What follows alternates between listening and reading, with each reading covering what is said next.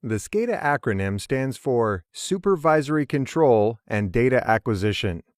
When considering this term, you can conjure varying images, and you should.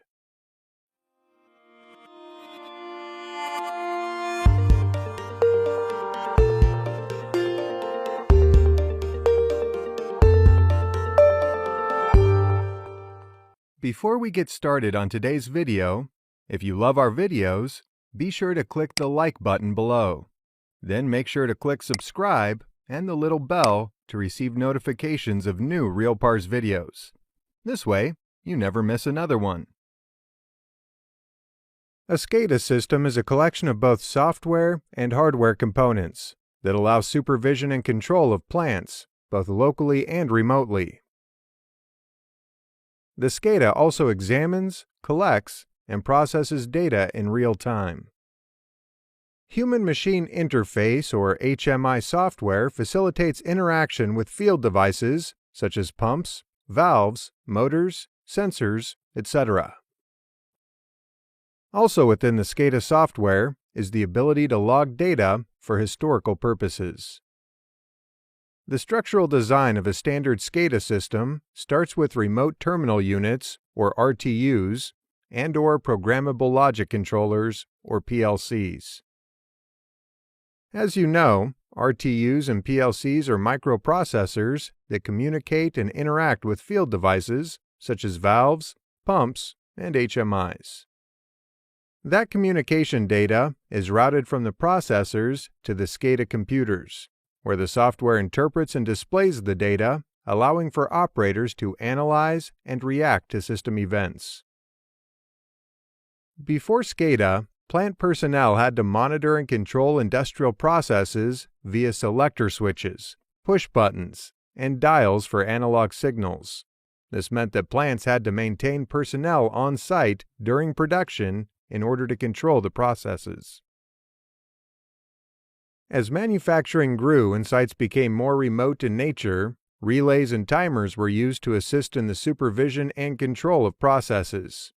With these devices employed, fewer plant personnel were required to be on site in order to oversee and control operations. While relays and timers did provide some level of automation, the panels required for these devices took up valuable real estate. Troubleshooting was a nightmare, and reconfiguring was difficult at best. These issues, in conjunction with the need to grow even larger industrial plants, helped to facilitate the birth of automation. As you may know from previous videos, controlling industrial plants via processors became a reality in the 1950s. Gas and oil, utilities, and manufacturing were major users of these new technologies and supervisory control. About a decade later, telemetry came on the scene to offer even more remote capabilities, with automated communication and data transmission to remote monitoring locations. Another decade later, the term SCADA was used to describe systems with PLCs and microprocessors that were being used for the monitoring and control of automated processes on an even greater scale than ever before. SCADA, back then, was anything but practical. They were colossal machines, mainframes really, and since networking was not yet in the picture, they were standalone units.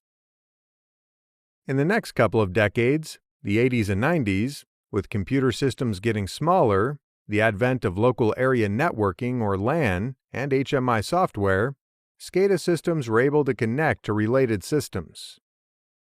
Unfortunately, though, the communications were typically proprietary, which meant that connections outside of the particular vendor of the SCADA system were not allowed. This early SCADA was coined Distributed SCADA Systems. Later in the 90s and 2000s, SCADA began to implement open system architectures, with communication protocols that were not vendor-specific. As you can imagine, this opened up SCADA's ability to connect with varying vendors. This newer, more improved SCADA was then called a networked SCADA system. Newer and improved SCADA, unfortunately, didn't last long. With computer technology growing rapidly, IT development quickly gathered steam. The default database for IT became Structured Query Language, or SQL databases.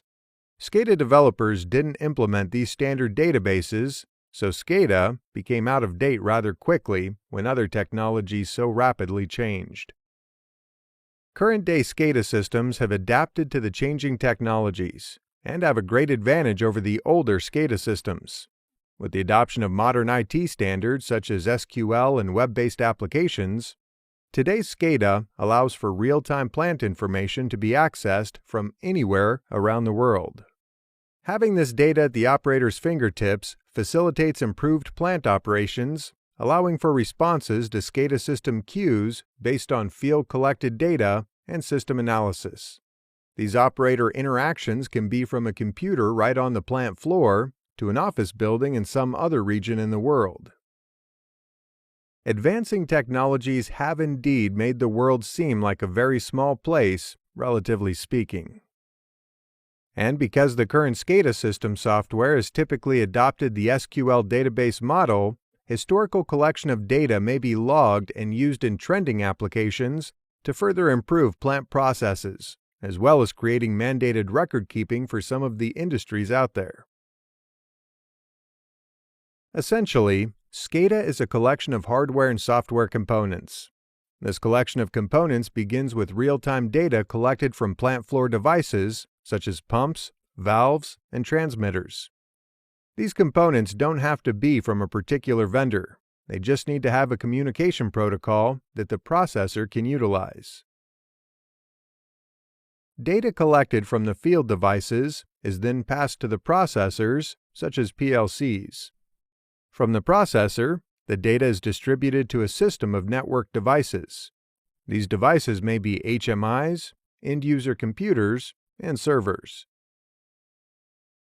On the HMI and end-user computer, graphical representations of the operations exist for operator interactions, such as running pumps and opening valves.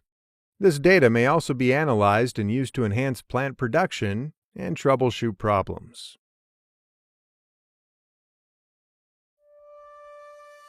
Want to learn PLC programming in an easy-to-understand format and take your career to the next level? Head on over to realpars.com.